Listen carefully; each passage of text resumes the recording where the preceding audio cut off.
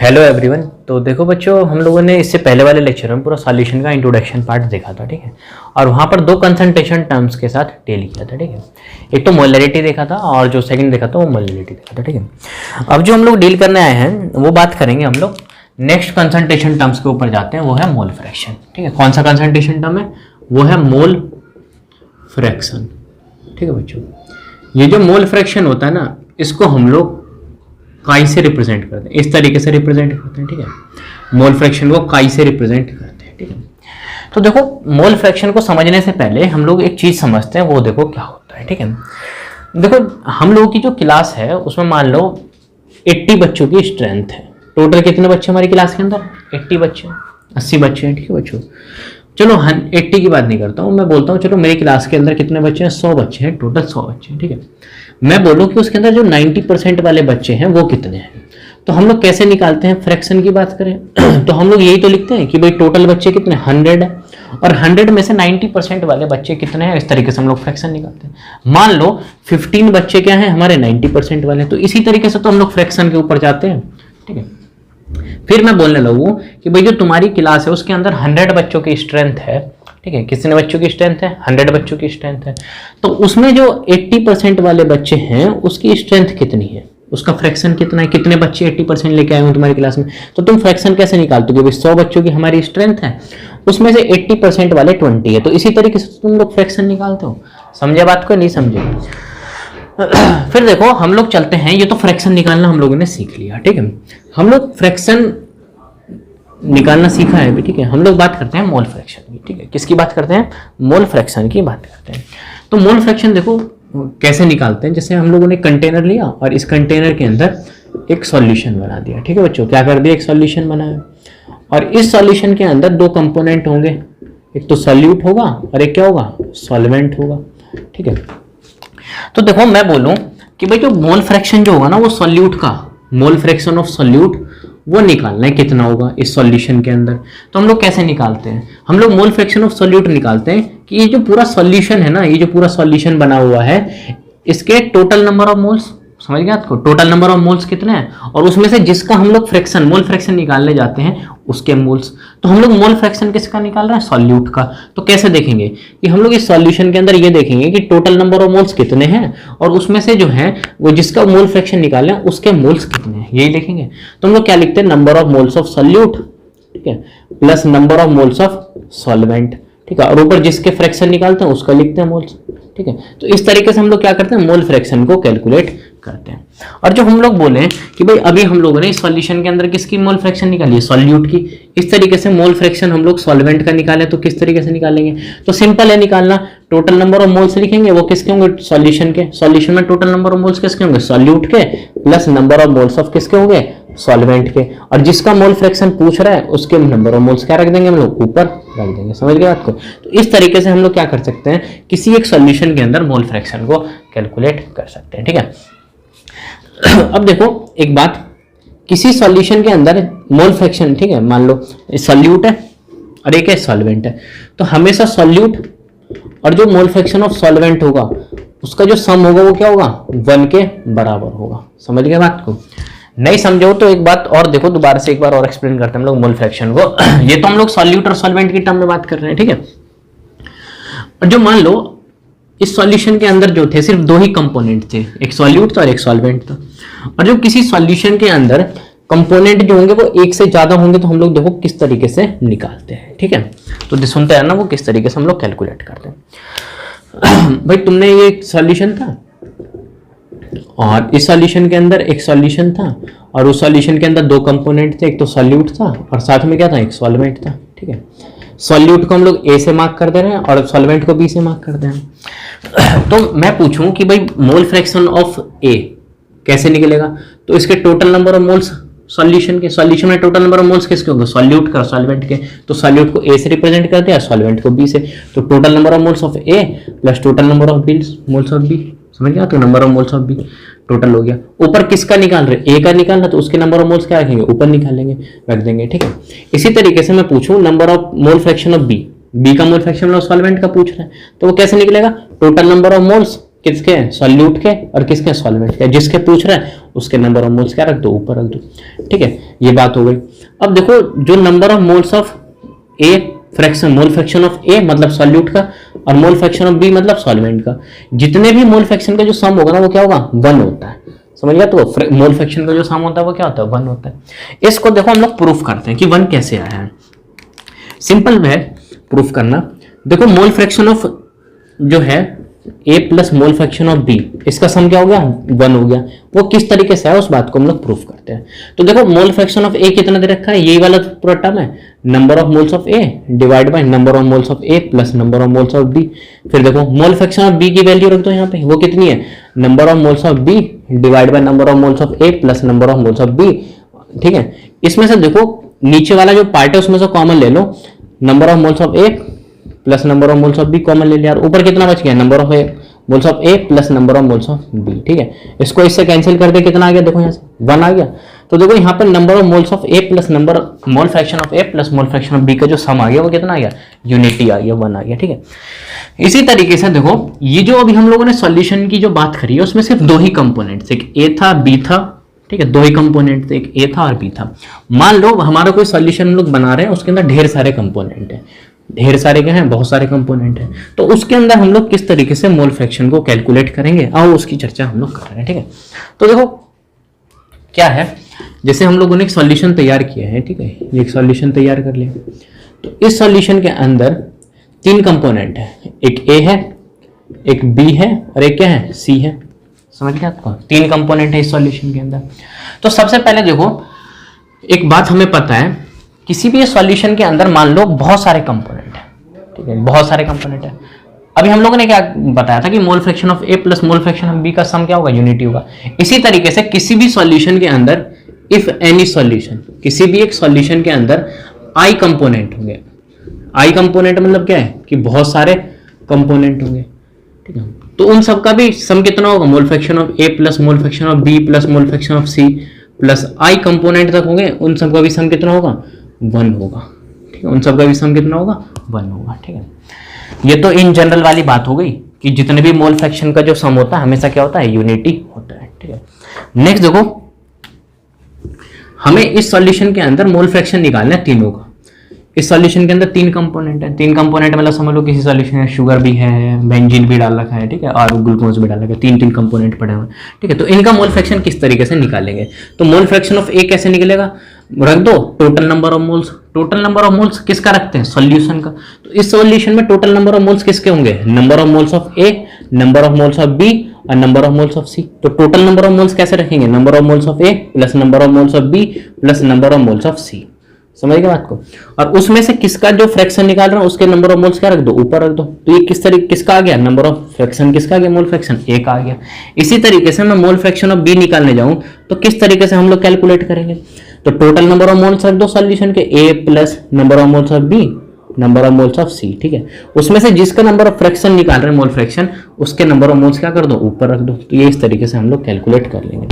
ठीक है, अब देखो मुझे सी का निकालना है, मोल फ्रैक्शन ऑफ सी भी तो कैलकुलेट करना है क्योंकि 3 कंपोनेंट है, तीनों कंपोनेंट का पूछ रहा है। तो हमें एक इन्फॉर्मेशन तो पता है ना, किसी एक सॉल्यूशन में जितने भी कंपोनेंट होंगे उन सबके मोल फ्रैक्शन का सम भी क्या होगा, वो क्या होगा, यूनिटी होगा।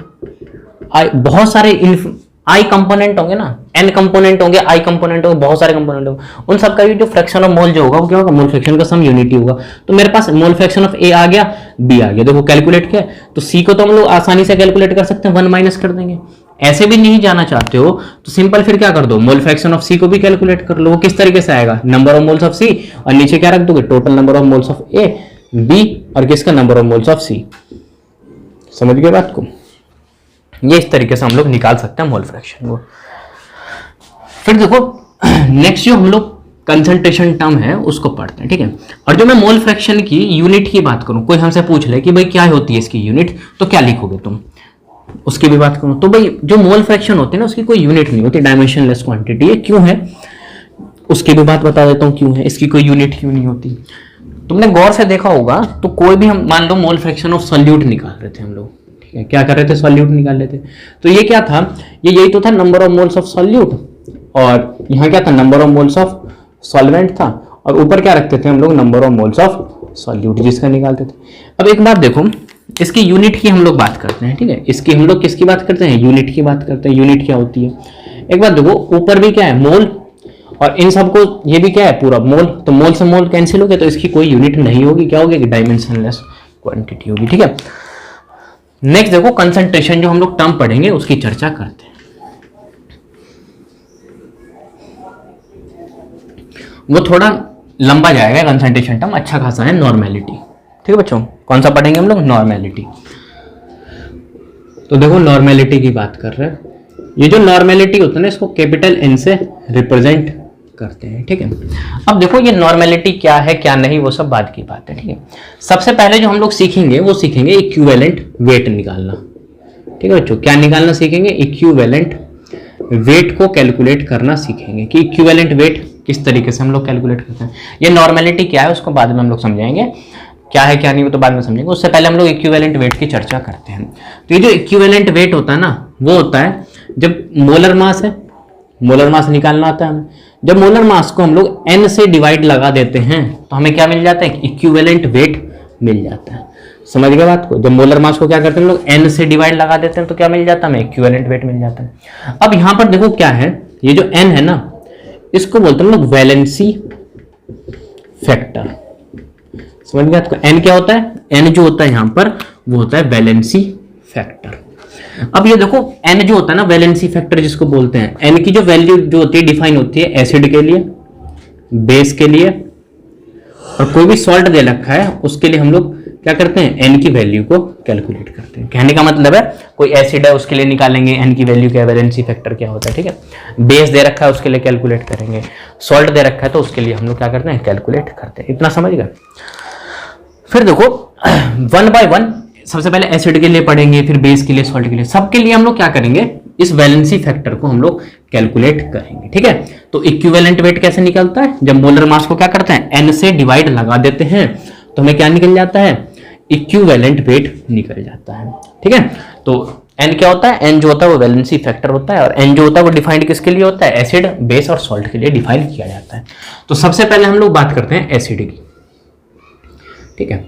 एसिड के लिए जो n की वैल्यू होती है, एसिड क्या होते हैं, जो H प्लस आयन देते हैं, समझ गए बात को, जो H प्लस आयन देंगे, कितने नंबर में H प्लस आयन देते हैं कोई एसिड, उसी को उसका वैलेंसी फैक्टर कहा जाता है, उसी को उसका क्या कहा जाता है, वैलेंसी फैक्टर कहा जाता है। तो एसिड में हम लोग ये देखेंगे number of H plus ions, समझ गए आपको, कि जितने नंबर में H प्लस आयन देगा कोई एसिड, वही क्या होगी, इसकी n की वैल्यू हो जाएगी। कहने का मतलब क्या हो जाएगी, उसका वैलेंसी फैक्टर क्या होगा, वही हो जाएगा जितने नंबर में H प्लस आयन देगा।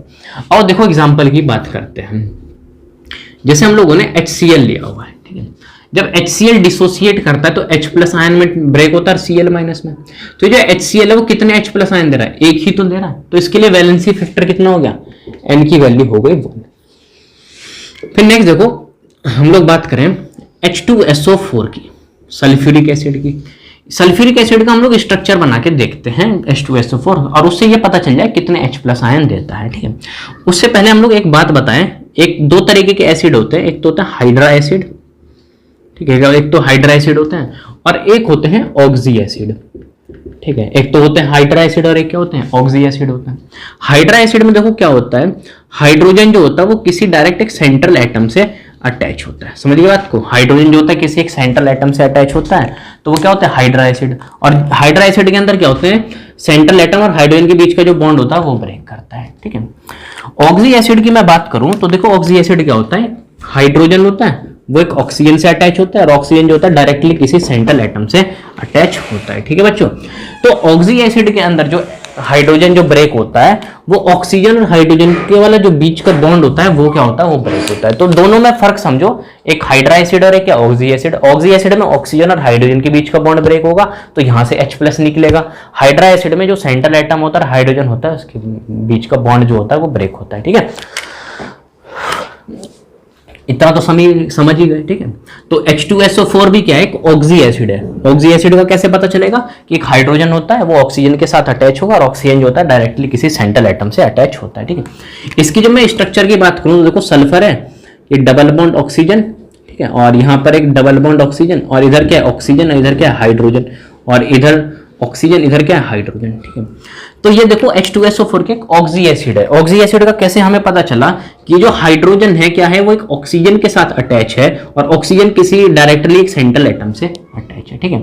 तो यहां पर देखो कितने H प्लस आयन, ये जो H2SO4 है, ये जो H2SO4 है वो कितने H प्लस आयन देगा, ये 2 ही तो H प्लस आयन देगा, क्योंकि जो बॉन्ड ब्रेक होगा वो ऑक्सीजन और हाइड्रोजन के बीच का होगा, तो ये 2 H प्लस आयन देगा। तो ये जब H2SO4 ब्रेक करता है तो किसमें करता है, 2 H plus ion plus SO4 2 minus ion, ठीक है। तो कितने H प्लस आयन दे रहा है, एक ये और एक ये, 2 H प्लस आयन दे रहा है। तो इसका वैलेंसी फैक्टर कितना हो गया, N की वैल्यू हो गई इसके लिए 2, ठीक है। इसी तरीके से नेक्स्ट देखो, एक एग्जांपल हो गया HCl, सेकंड H2SO4, जितने भी एग्जांपल दे रहे हैं इससे बाहर कुछ नहीं आने वाला, ठीक है। नेक्स्ट देखो H3PO4, ठीक है। H3PO4 की जब हम लोग स्ट्रक्चर बनाएंगे तो देखो क्या है, फॉस्फोरस है, यहाँ डबल बॉन्ड ऑक्सीजन है, इधर ऑक्सीजन, इधर एक ऑक्सीजन, इधर क्या एक ऑक्सीजन, इससे लगा हुआ एक हाइड्रोजन, इससे एक हाइड्रोजन और इससे भी क्या एक हाइड्रोजन लगा हुआ, ठीक है। अब देखो बच्चों ये क्या है, एक ऑक्सी एसिड है। ऑक्सी एसिड का कैसे पता चलेगा, हाइड्रोजन जो होगा एक ऑक्सीजन के साथ अटैच होगा और ऑक्सीजन जो होगा डायरेक्टली किसी सेंट्रल एटम से अटैच होगा। तो यहाँ पर जो ऑक्सीजन और हाइड्रोजन के बीच का बॉन्ड ब्रेक करेगा, एक तो बॉन्ड यहाँ टूटेगा, एक बॉन्ड यहाँ टूटेगा और यहाँ टूटेगा, 3 H प्लस आयन नहीं देगा, क्योंकि ऑक्सीजन और हाइड्रोजन के बीच में कितने 3 बॉन्ड है, तीनों ब्रेक करेंगे तो कितने H प्लस देगा, 1 2 3। जो H3PO4 जब ब्रेक करेगा तो क्या होगा, 3 H प्लस आयन देगा और साथ में PO4 3 माइनस आयन देगा। तो देखो कितने H प्लस आयन दे रहा है, 3 दे रहा है ना, तो इसके लिए N की वैल्यू कितनी हो गई, 3 हो गई, ठीक है। N की वैल्यू कितनी हो गई, 3 हो गई। नेक्स्ट देखो H3PO4 के बाद एक 2 एग्जांपल और देखते हैं, ठीक है। वो सुनते रहना वो किस तरीके से, इन्हीं के सब ऑक्सो एसिड है, ठीक है। H3PO4 की ऑक्सो एसिड है वो सब भी। नेक्स्ट देखो H3PO3, ठीक है बच्चों। तो यहां पर देखो क्या है, फॉस्फोरस है और यहाँ डबल बॉन्ड ऑक्सीजन है और यहाँ पर एक ऑक्सीजन लगा हुआ है और एक ऑक्सीजन यहाँ है, इससे क्या है एक हाइड्रोजन और एक हाइड्रोजन, ठीक है बच्चों। और फॉस्फोरस से 3 ऑक्सीजन, 1 ऑक्सीजन, 2 ऑक्सीजन, 3 ऑक्सीजन, ठीक है। और हाइड्रोजन कितने लगे हुए यहाँ पे, 3 लगे हुए, तो 1 और 2 हाइड्रोजन लगे और एक जो हाइड्रोजन बच्चा वो क्या है, वो डायरेक्टली सेंट्रल एटम से अटैच होगा। अब एक बात देखो, ये क्या है, एक ऑक्सी एसिड है, समझ गए बात को। ऑक्सी एसिड में क्या होगा, हाइड्रोजन जो होता है वो ऑक्सीजन से अटैच होता है और ऑक्सीजन क्या होता है, किसी एक सेंट्रल एटम से अटैच होता है। तो ऑक्सी एसिड के अंदर जो बॉन्ड ब्रेकेज होता है, जो बॉन्ड का ब्रेक होता है, वो ऑक्सीजन और हाइड्रोजन के बीच का तो बॉन्ड ब्रेक होता है, समझ गए बात को। वो सेंट्रल एटम और हाइड्रोजन के बीच का जो बॉन्ड होता है वो किस में ब्रेक होता है, हाइड्रा एसिड के अंदर। लेकिन ये कौन है, ऑक्सी एसिड है ना, तो ऑक्सी एसिड में ऑक्सीजन और हाइड्रोजन के बीच का बॉन्ड ब्रेक होगा। तो यही तो 2 बॉन्ड होंगे, एक ये वाला और एक ये वाला हाइड्रोजन, 2 ही तो H प्लस आयन देगा। तो H3PO3 जो है ये जब डिसोसिएट करता है तो 2 H प्लस आयन देगा, साथ में HPO3 2 माइनस आयन देगा, समझ गए बात को। तो कितने H प्लस आयन देगा, 2 देगा, तो इसके लिए N की वैल्यू कितनी हो गई, 2 हो गई, ठीक है। एक नेक्स्ट एग्जांपल देखो, इसी से रिलेटेड है, इसी का ऑक्सी एसिड है वो है H3PO2। तो इसकी स्ट्रक्चर देखो, फॉस्फोरस है, यहाँ डबल बॉन्ड ऑक्सीजन है, एक ऑक्सीजन, ठीक है। तो फॉस्फोरस के साथ 2 ऑक्सीजन, एक ऑक्सीजन ये लग गया, एक ऑक्सीजन ये लग गया। अब देखो 3 हाइड्रोजन है, एक तो हाइड्रोजन जो होगा ऑक्सीजन के साथ अटैच होगा, अभी 2 हाइड्रोजन जो बचे होंगे क्या होंगे, इस सेंट्रल एटम से अटैच होंगे, ठीक है। तो देखो ये क्या एक ऑक्सी एसिड है, ऑक्सी एसिड का कैसे पता चल गया, हाइड्रोजन एक ऑक्सीजन से अटैच है, ऑक्सीजन के एक सेंट्रल एटम से अटैच है, ठीक है। तो यहाँ पर जो बॉन्ड ब्रेक होगा वो ऑक्सीजन और हाइड्रोजन के बीच का होगा। तो कितने ब्रेक होंगे, एक ही तो है ऑक्सीजन हाइड्रोजन का बॉन्ड, तो एक ही H प्लस आयन देगा। तो इसकी वैलेंसी फैक्टर कितनी होगी, 1 होगी, ठीक है। तो एसिड के अंदर जब भी हमें वैलेंसी फैक्टर देखना हो तो हम लोग सिंपल क्या देखेंगे कि कितने नंबर में वो जो एसिड है वो H प्लस आयन दे रहा है, वही उसकी क्या होती है, वैलेंसी फैक्टर होती है, ठीक है।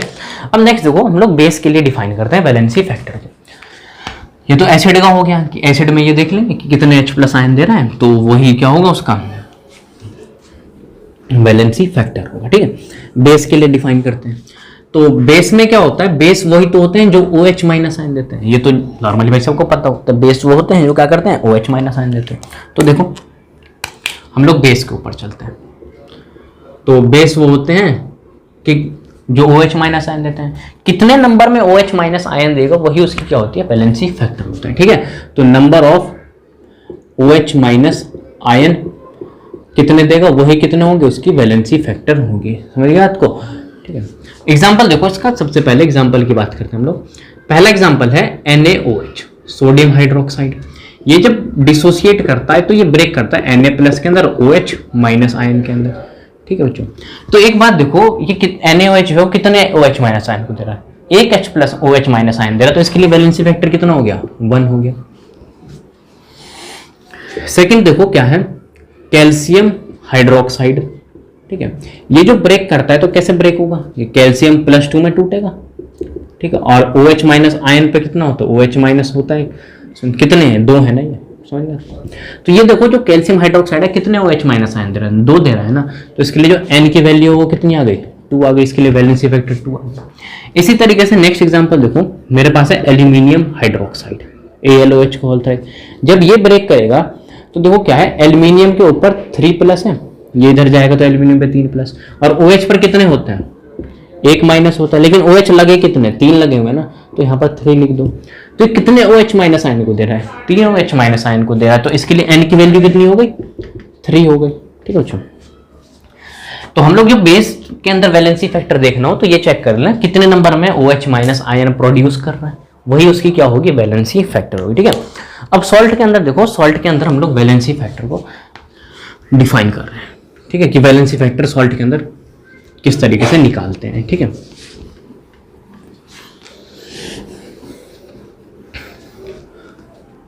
तो देखो सॉल्ट के अंदर बात करते हैं।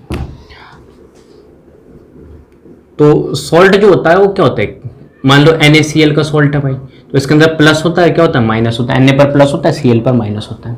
तो सॉल्ट के अंदर ये चेक कर लो, number of positive charge on cation, cation के ऊपर कितने नंबर में पॉजिटिव चार्ज है, वही क्या होगी उसकी? N की वैल्यू होगी। ठीक है, वही क्या होगा? उसका वैलेंसी फैक्टर होगा। ठीक है, तो देखो 1 by 1 इन सारी चीजों को हम लोग सॉल्ट के अंदर भी डिफाइन करते हैं। ठीक है, पॉजिटिव चार्ज देख लो कैटायन के ऊपर कितना है, चार्ज मत लिखना, सिर्फ उसका मैग्नीट्यूड लिखना। ठीक है, तो हमारे पास है NaCl। NaCl जब डिसोसिएट करता है तो क्या ब्रेक करता है? Na+ के अंदर, Cl- के अंदर। कि Na पर कैटायन पर कितना पॉजिटिव चार्ज है? 1 है ना, तो इसके लिए N की वैल्यू कितनी आ गई? 1 आ गई, सिंपल।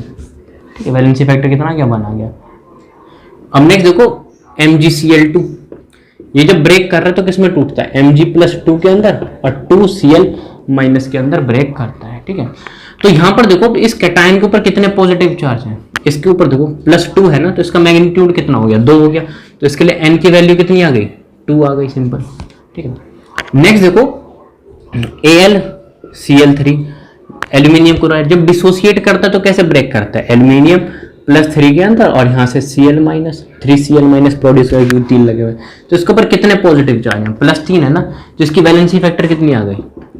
3 आ गई, सिंपल। ठीक है, फिर देखो एक क्वेश्चन और लेते हैं हम लोग, जो है Al2 एल्यूमिनियम सल्फेट, Al2SO4 का होल थ्राइस। ठीक है बच्चों, ये सब किसके एग्जाम्पल हो गए? ये सब सॉल्ट के एग्जाम्पल हो गए। इसमें देखो मुझे पता करना है, इस वाले Al2SO4 का होल थ्राइस के अंदर जो सॉल्ट है, इसके अंदर वैलेंसी फैक्टर कितनी है? जब ये ब्रेक करेगा तो कैसे ब्रेक करता है?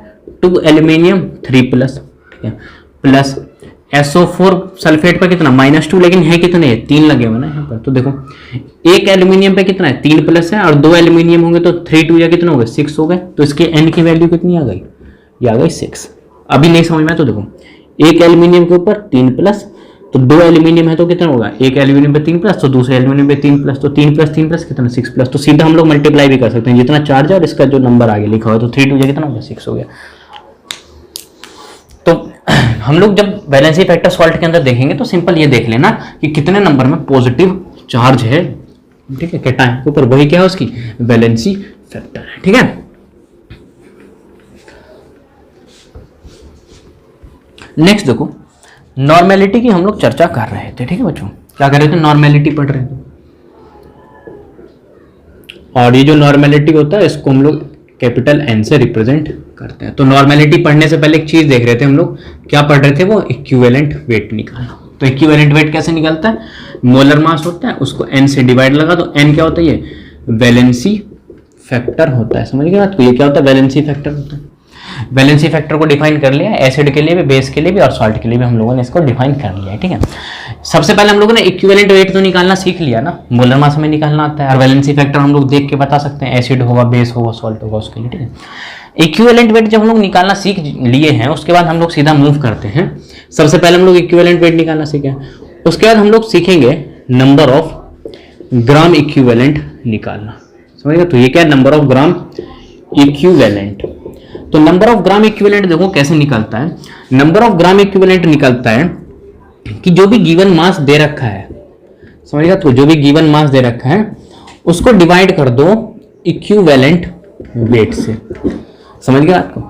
सबसे पहले हम लोगों ने इक्विवेलेंट वेट निकालना सीखा, जिसे मोलर मास को किससे डिवाइड कर दिया, वैलेंसी फैक्टर से। सेकंड जो हमें निकालना है वो निकालना नंबर ऑफ ग्राम इक्विवेलेंट। तो नंबर ऑफ ग्राम इक्विवेलेंट कैसे निकलता है कि गिवन मास हमें क्वेश्चन के अंदर दिया होगा और उसको डिवाइड कैसे कर देंगे, इक्विवेलेंट वेट से। और इक्विवेलेंट वेट हमें बहुत अच्छे से निकालना आ चुका है यहाँ पे, वो क्या होता है, molar mass divide by n valency factor. ठीक है, अब नेक्स्ट देखो हम लोग बात करते हैं नॉर्मेलिटी के ऊपर। तो नॉर्मेलिटी बेसिकली होता क्या है, नॉर्मेलिटी होता है नंबर ऑफ ग्राम इक्विवेलेंट, ठीक है, divide by volume of solution. क्या है, वॉल्यूम ऑफ सॉल्यूशन, वो किस में होगा, लीटर में होगा। समझ गए आपको। तो बेसिकली नॉर्मेलिटी यही होता है। ठीक है, नॉर्मेलिटी क्या होता है कि नंबर ऑफ ग्राम इक्विवेलेंट होता है कि डेफिनेशन सिंपल मैं लिखना चाहूँ नॉर्मेलिटी की, तो ये लिखूंगा it is the number of gram equivalent. चलो मैं लिख देता हूँ यहाँ पे, इसकी डेफिनेशन लिखें नॉर्मेलिटी की, तो होता है it is the number of gram equivalent present in 1 litre of solution. समझ गया आपको कि 1 लीटर सॉल्यूशन के अंदर कितने number of gram equivalent present है, उसी को क्या बोलता है, नॉर्मेलिटी। अब देखो बेसिकली मैं बात करूं तो मुझे क्वेश्चन के अंदर नॉर्मेलिटी दे रहा है निकालने के लिए। मान लो भाई क्वेश्चन के अंदर नॉर्मेलिटी दे रहा है निकालने के लिए, तो एक तो मुझे वॉल्यूम ऑफ सॉल्यूशन पता होना चाहिए, दूसरा नंबर ऑफ ग्राम इक्विवेलेंट पता होना चाहिए। मान लो वॉल्यूम ऑफ सॉल्यूशन हमें क्वेश्चन के अंदर मेंशन है, ठीक है, दे रखा है, लेकिन हमें नंबर ऑफ ग्राम इक्विवेलेंट नहीं दे रखा, तो उसे हमें निकालना आना चाहिए। तो नंबर ऑफ ग्राम इक्विवेलेंट देखो कैसे निकलता है। नंबर ऑफ ग्राम इक्विवेलेंट निकालने का भी फॉर्मूला देखा था कि गिवन मास होगा जो क्वेश्चन के अंदर दिया होगा, उसको डिवाइड कर दो इक्विवेलेंट वेट से, तो हमारा क्या जाएगा, नंबर ऑफ ग्राम इक्विवेलेंट। देखो गिवन मास पता होगा हमें, लेकिन इक्विवेलेंट वेट हमें नहीं पता होगा, नहीं दे रखा होगा। तो इक्विवेलेंट वेट निकालने का फॉर्मूला क्या है यहाँ पर, इक्विवेलेंट वेट निकालने का फॉर्मूला जो मोलर मास होगा उसको डिवाइड कर दो एन से, एन मतलब वैलेंसी फैक्टर से डिवाइड कर दो, तो हमें वहां पर क्या पता चल जाएगा, इक्विवेलेंट वेट निकल जाएगा। समझ गया आपको। तो नॉर्मेलिटी किस तरीके से कैलकुलेट करते हैं, एक पूरा मेथड था यहाँ पर। ठीक है, अब देखो मैं इसकी नॉर्मेलिटी की यूनिट की बात करूं कि इसकी यूनिट क्या होगी, तो ऊपर देखो क्या है, ऊपर जो यूनिट है वो क्या है, ग्राम इक्विवेलेंट। समझ गया, तो ऊपर क्या है, ग्राम इक्विवेलेंट, नीचे क्या दे रखा है, नीचे दे रखा है लीटर, तो इसकी यूनिट क्या होगी, ग्राम इक्विवेलेंट लीटर इनवर्स होगी। समझ गया आपको, क्या होगी इसकी unit, gram equivalent litre inverse होगी इसको। ठीक है, अब देखो यही सेम चीज है कि हमें वॉल्यूम ऑफ सॉल्यूशन लीटर में दे रखा है, लेकिन वॉल्यूम ऑफ सॉल्यूशन हमें ml के अंदर दे दिया, तो हम लोग यहाँ पे फिर से वही क्या करेंगे, 1000 से मल्टीप्लाई करना हमें आता है। ठीक है, तो ये जो जितनी भी कहानी थी ना भाई तुम्हारी, ये सब किसकी थी, एक नॉर्मेलिटी की कहानी थी। ठीक है, नेक्स्ट देखो जो हम लोग कंसंट्रेशन टर्म पढ़ रहे हैं वो पढ़ते हैं in terms of percentage, percentage के टर्म में बात करेंगे। ठीक है, तो देखो परसेंटेज के टर्म में क्या है उसके ही बात कर लेते हैं। तो देखो इन टर्म्स ऑफ परसेंटेज, ठीक है, परसेंटेज के टर्म में जो होते हैं वो 4 टाइप्स के होते हैं, स्टार्टिंग में बताया था। ठीक है, फर्स्ट जो होता है वो होता है परसेंटेज W/W। समझ गया आपको, W/W परसेंटेज निकालना है, तो इसका मतलब देखो क्या होता है, weight of solute, weight of solute, और नीचे हम लोग लिखते हैं वेट ऑफ सॉल्यूशन। समझ गया आपको, वेट ऑफ सॉल्यूशन। अब देखो परसेंटेज में है, तो परसेंटेज में क्या होता है, इनटू मल्टीप्लाई कर दो 100 से। ठीक है, तो ये जो परसेंटेज W/W है इसका मतलब क्या है, वेट बाई वेट परसेंट। समझ गया आपको, या फिर कहीं बुक में लिखा हो मास बाई मास परसेंट। ठीक है, मास बाई मास परसेंट। ठीक है, अब देखो यहां पर परसेंटेज W/W लिखा हुआ है यहां पर। समझ गया आपको, यहां पर क्या लिखा हुआ, परसेंटेज W/W। तो ये जो नीचे वाला होता है वो क्या होता है, डिनोमिनेटर होता है, और जो ऊपर वाला होता है वो क्या होता है, न्यूमरेटर होता है। तो जब भी डिनोमिनेटर वाला पोर्शन होगा ना, वो हमेशा सॉल्यूशन को रिप्रेजेंट कर रहा होगा, और ये जो न्यूमरेटर वाला होगा ऊपर वाला, वो हमेशा किसको रिप्रेजेंट कर रहा होगा, सॉल्यूट को रिप्रेजेंट कर रहा होगा। तो ऊपर वाला W मतलब क्या, वेट है, नीचे ये भी W मतलब क्या होगा, वेट होगा। तो ऊपर वाला क्या होगा, वो न्यूमरेटर वाला सॉल्यूट होगा, डिनोमिनेटर वाला सॉल्यूशन होगा। तो ऊपर वाला क्या होगा, वेट ऑफ सॉल्यूट, नीचे वाला क्या होगा, वेट ऑफ सॉल्यूशन होगा। ठीक है, परसेंटेज की टर्म में बात करें इसलिए हम लोगों ने क्या कर दिया, इंटू 100 कर दिया। ठीक है, अब देखो कहीं पर इस तरीके से लिखा हुआ, मैं एग्जांपल लेता हूं कि 25% W/W लिखा हो। ठीक है, W/W लिखा हो, या फिर कहीं पर लिखा हो 25 मास बाय मास लिखा हो, या फिर कहीं पर इस तरीके से लिखा हो 25 वेट बाय वेट। ठीक है, ये तीनों ही चीजों में मेंशन हो सकता है, बाय वेट। CH3COOH, ठीक है, एसिटिक एसिड, इस तरीके से लिखा हो सकता है, वेट बाय वेट। और यहीं पे लिख देता हूं मैं CH3COH। तो देखो इसका मतलब क्या है, इसका मतलब सुनते रहना, किसका, इस 25% W/W का मतलब। ठीक है, तो इसका मतलब होता है ये 25% W/W क्या है, CH3COH है। तो इसका मतलब होता है कि जो तुम्हारा 25 ग्राम CH3COH है वो कहाँ प्रेजेंट है, वो प्रेजेंट है इन 100 ग्राम सॉल्यूशन में। समझ गए बात को, किसमें प्रेजेंट है, 100 ग्राम सॉल्यूशन के अंदर प्रेजेंट है। तो इस तरीके से मेंशन हो गई 25% W/W।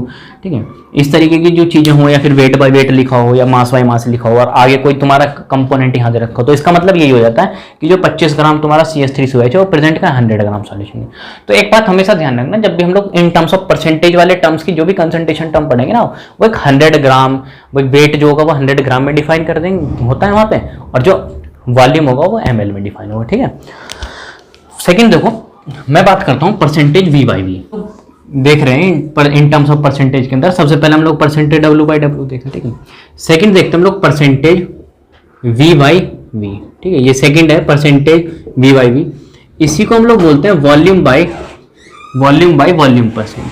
ठीक है, वॉल्यूम बाय वॉल्यूम परसेंट, इसको ही बोलते हैं हम लोग। ठीक है, तो इसके हम लोग फॉर्मूले की बात करें, वॉल्यूम ऑफ वॉल्यूम परसेंट की, वॉल्यूम बाय वॉल्यूम परसेंटेज की, तो देखो फॉर्मूला क्या होता है, परसेंटेज V/V। ये क्या, ऊपर वाला न्यूमरेटर है, नीचे वाला क्या है, डिनोमिनेटर है।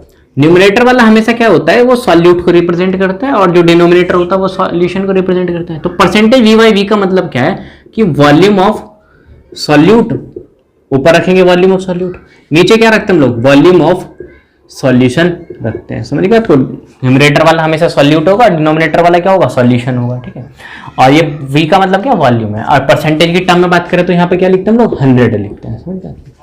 अब देखो तुमने कभी सिरप वगैरह पी होगी, दवाई वगैरह पे क्या लिखी होती है, जो सिरप वगैरह जो भी सॉल्यूशन टाइप की लिक्विड चीजें होती हैं, तुम देखोगे उसके ऊपर तो परसेंटेज V/V लिखा रहेगा।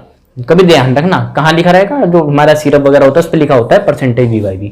ठीक है, तो इसका मतलब ये होता है कि तुम्हारा, और जो मैं इसका स्टेटमेंट लिखने जाऊं तो मैं ये होता है स्टेटमेंट परसेंटेज V/V और वॉल्यूम बाय वॉल्यूम परसेंट का, कि 100 ml के अंदर कितने ml जो है वो सॉल्यूट प्रेजेंट है। ठीक है, उसी को क्या बोलते हैं ना, परसेंटेज V/V या फिर वॉल्यूम बाय वॉल्यूम परसेंट। अब देखो कहीं पर इस तरीके से लिखा हो कि 10% V/V लिखा हो, या फिर वॉल्यूम बाय वॉल्यूम परसेंट भी लिखा हो सकता है, H+ आयन। ठीक है, तो इसका मतलब देखो क्या होता है, इसका मतलब होता है कि 10 ml जो है10 ml H+ आयन जो है वो प्रेजेंट है तुम्हारा 100 ml सॉल्यूशन के अंदर। ठीक है, प्रेजेंट इन 100 ml सॉल्यूशन। ठीक है बच्चों, इस तरीके से कहीं पर तुम्हें इंफॉर्मेशन दे रखा हो तो हम लोग इस तरीके से लिख सकते हैं।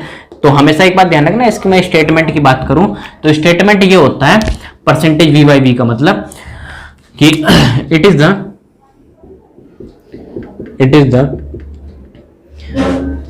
Amount of solute.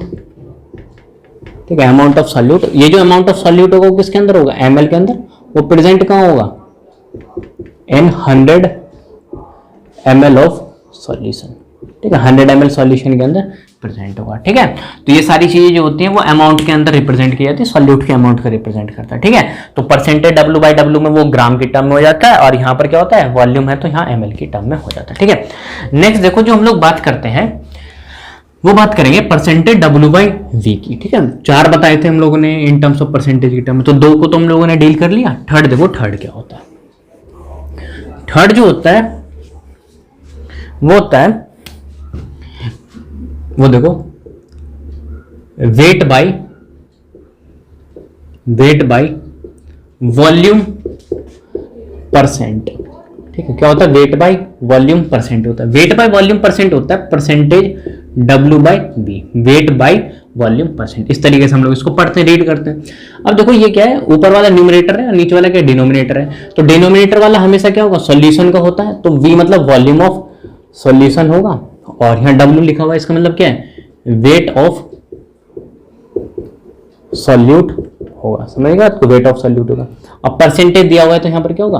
100 होगा। ठीक है बच्चों, और जो कहीं पर इस तरीके से मेंशन हो, ठीक है, मेंशन इस तरीके से होगा कि 5% W बाई V लिखा हो, या फिर कहीं पर लिखा हो वेट बाई वॉल्यूम परसेंट, मतलब CH3COH। तो इसको किस तरीके से हम लोग रीड करेंगे? इसका मतलब ये होगा कि 5 ग्राम जो है, क्योंकि ऊपर वाला क्या हो गया? वेट ऑफ सॉल्यूट, तो वेट ऑफ सॉल्यूट किसमें? ग्राम में, और वॉल्यूम ऑफ सॉल्यूशन ml में।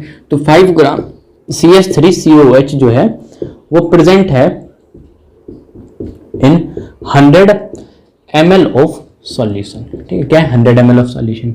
और जो हम लोग इसकी डेफिनेशन देखने चले परसेंटेज W बाई V की, तो ये क्या होगा वो देख लो।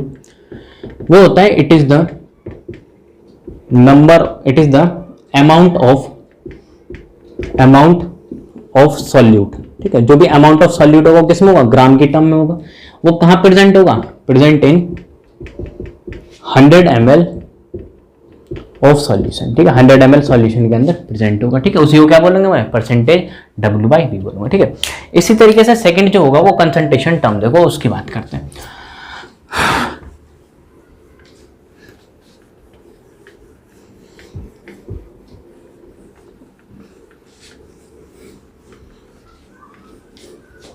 वो देखो क्या है, वो होता है तुम्हारा परसेंटेज V बाई W। ठीक है, ये force consent in terms of percentage की बात कर रहे हैं, तो क्या है? Percentage V by W। इसको क्या किस तरीके से हम लोग पढ़ते हैं? Volume by wait percent. ठीक है, वॉल्यूम बाई वेट परसेंट। ठीक है बच्चों, वॉल्यूम बाई वेट परसेंट देखो क्या होता है। और जो मैं इसका फॉर्मूला लिखने जाऊं परसेंटेज V बाई W का, तो सिंपल सा है, लिखना मैंने तुम्हें बता दिया। न्यूमरेटर वाले में आंख बंद करके सॉल्यूट मार दो, और डिनोमिनेटर वाला सॉल्यूशन होगा। ठीक है बच्चों, और जो V लिखा हो तो वॉल्यूम ऑफ सॉल्यूट हो जाएगा, नीचे W है तो वेट ऑफ सॉल्यूशन हो जाएगा। सिंपल है। अब परसेंटेज के टर्म में बात करते हो 100 से मल्टीप्लाई करो, तो नीचे वाला डिनोमिनेटर देखो क्या है? वेट वाला है, तो डिनोमिनेटर में सॉल्यूशन लिखते हैं वेट ऑफ सॉल्यूशन, और ऊपर क्या लिखते हैं? V है तो ये क्या हो गया? वॉल्यूम ऑफ सॉल्यूशन हो गया। ठीक है, और इनटू क्या कर दो? इसको 100 कर दो। ठीक, देखो कहीं पर इस तरीके से लिखा हो, ठीक है, कि 50% V बाई W HCl। ठीक है, V बाई W मतलब वॉल्यूम बाई वेट परसेंट होगा। तो इसका मतलब क्या होगा? इसका मतलब होता है सिंपल मीन्स डेट कि जो तुम्हारा 50 ml है, ठीक है, क्योंकि भाई 50% V बाई W लिखा हुआ, तो ऊपर वाला तो वॉल्यूम में होगा, सीधी सी बात है, वॉल्यूम ml में होता है। तो 50 ml जो है वो HCl है, वो कहाँ प्रेजेंट होगा?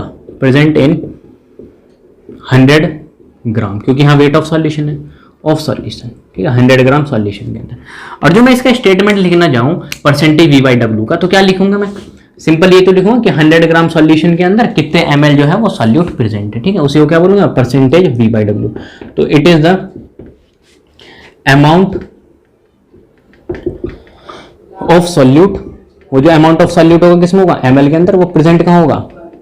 Present in 100 gram of solution. 100 gram solution के अंदर प्रेजेंट होगा, उसी को मैं क्या बोलूंगा? परसेंटेज V बाई W बोलूंगा। ठीक है बच्चों, फिर नेक्स्ट देखो, ये तो सारी कहानी हो गई इन टर्म्स ऑफ परसेंटेज की। तो इन टर्म्स ऑफ परसेंटेज में हम लोगों ने 4 टर्म्स देखे थे। एक तो परसेंटेज W बाई W देखा, एक परसेंटेज V बाई V देखा, फिर एक परसेंटेज V बाई W देखा, और एक परसेंटेज W बाई V देखा। तो इनका फॉर्मूला जो है ना वो यूज करना बहुत ईजी है, बस न्यूमरेटर और डिनोमिनेटर का ख्याल रखना। न्यूमरेटर वाला हमेशा सॉल्यूट रहेगा, और डिनोमिनेटर वाला क्या होता है? सॉल्यूशन को रिप्रेजेंट करता है। ठीक है, अब V होगा तो वॉल्यूम होगा, W होगा तो वहां पर क्या होगा? वेट होगा। ईजी है। नेक्स्ट जो होगा, नेक्स्ट जो होता है वो होता है ppm। ठीक है, नेक्स्ट जो कंसंट्रेशन टर्म बचा वो होता है पार्ट्स पर मिलियन। ठीक है बच्चों, पार्ट्स पर मिलियन होता है, इसको प्यार से हम लोग ppm बोलते हैं। ठीक है, तो देखो ये होता क्या है बेसिकली, पार्ट्स पर मिलियन होता क्या है? ये होता है कि तुम्हारा कोई भी एक 10 की पावर 6, सबसे पहले ये देख लो, ये जो मिलियन होता है ना, ये होता है 10 की पावर 6, ठीक है, 10 की पावर 6 जीरो होते हैं मिलियन के अंदर, और जो बिलियन होगा, मिलियन के बाद बिलियन आएगा भाई, तो उसके अंदर 10 की पावर 9 जीरो आएगा, ठीक है। तो पार्ट्स पर मिलियन का पहले मैं स्टेटमेंट देख रहा हूँ, फिर उसको अच्छे से समझाता हूँ, ठीक है। तो पार्ट्स पर मिलियन होता है, it is the amount of solute, it is the amount of solute. वो जो अमाउंट ऑफ सॉल्यूट होगा वो किसके अंदर होगा, ग्राम के अंदर, वो प्रेजेंट होगा इन 10 की पावर 6 ग्राम ऑफ सॉल्यूशन, ठीक है। कहाँ प्रेजेंट होगा, 10 की पावर 6 ग्राम सॉल्यूशन के अंदर प्रेजेंट होगा, ठीक है। तो इन जनरल में एक फॉर्मूला लिखना चाहूँ पीपीएम का, पार्ट्स पर मिलियन का। तो पार्ट्स पर मिलियन देखो होता क्या है, पार्ट्स पर मिलियन होता है, ऊपर रखते हैं हम लोग मास ऑफ सॉल्यूट, ठीक है, नीचे हम लोग क्या रखते हैं, मास ऑफ सॉल्यूशन, ठीक है, क्या रखते हैं, मास ऑफ सॉल्यूशन, ठीक है। और इनटू में क्या कर देंगे, मिलियन है ना, तो 10 की पावर 6 कर देंगे। समझ गए बच्चों बात को। अब देखो कहीं पर इस तरीके से लिखा हो तो पार्ट्स पर मिलियन सिंपल क्या होता है कि तुम्हारा 10 की पावर 6 ग्राम जो तुम्हारा सॉल्यूशन है उसके अंदर कितने ग्राम सॉल्यूट प्रेजेंट है, ठीक है। ग्राम जो होता है वो मास वगैरह को रिप्रेजेंट करता है, ठीक है। तो फॉर्मूला क्या होता है पार्ट्स पर मिलियन का, वो फॉर्मूला होता है मास ऑफ सॉल्यूट, और नीचे क्या रखते हैं, मास ऑफ सॉल्यूशन, और मल्टीप्लाई कैसे करते हैं, 10 की पावर 6 से। 10 की पावर 6 से मल्टीप्लाई करने का रीजन है मिलियन में है, ठीक है। अब देखो कहीं पर लिखा हो 10 ppm मैग्नीशियम +2 आयन, ठीक है, क्या लिखा हो, मैग्नीशियम +2 आयन। तो भाई देखो इसका मतलब क्या है, इसका मतलब सिंपल होता है, मींस दैट, इसका मतलब होता है 10 ppm का मतलब, ठीक है। 10 ppm का मतलब होता है 10 ppm Mg+2 आयन का मतलब होता है कि जो तुम्हारा 10 ग्राम जो है, 10 ग्राम जो है मैग्नीशियम 2+ आयन, 10 ग्राम मैग्नीशियम +2 आयन जो है वो तुम्हारा प्रेजेंट कहाँ है, प्रेजेंट इन 10 की पावर 6 ग्राम ऑफ सॉल्यूशन। समझ को। तो कहीं पर इस तरीके से तुम्हें स्टेटमेंट मिल रखा हो, फॉर्म में मिल रखा हो, तो सिंपल क्या होगा, तो इस पीपीएम का मतलब क्या होगा, पीपीएम मतलब पार्ट्स पर मिलियन है, पार्ट्स पर मिलियन की डेफिनेशन क्या होती है कि तुम्हारा 10 की पावर 6 ग्राम सॉल्यूशन के अंदर कितना अमाउंट में तुम्हारा सॉल्यूट प्रेजेंट है, वो जो अमाउंट होता है किसकी टर्म होना चाहिए, ग्राम की टर्म में, ठीक है। अब देखो एक क्वेश्चन करते हैं पीपीएम के ऊपर। तो पीपीएम के ऊपर हम लोग क्वेश्चन करते हैं, वो देखते रहना, बड़ा ही अच्छा क्वेश्चन है, ठीक है। मास्टर्स एमएससी एंट्रेंस में रखा है, ये डीयू के एंट्रेंस में, ठीक है, उसकी बात करते हैं, ठीक है।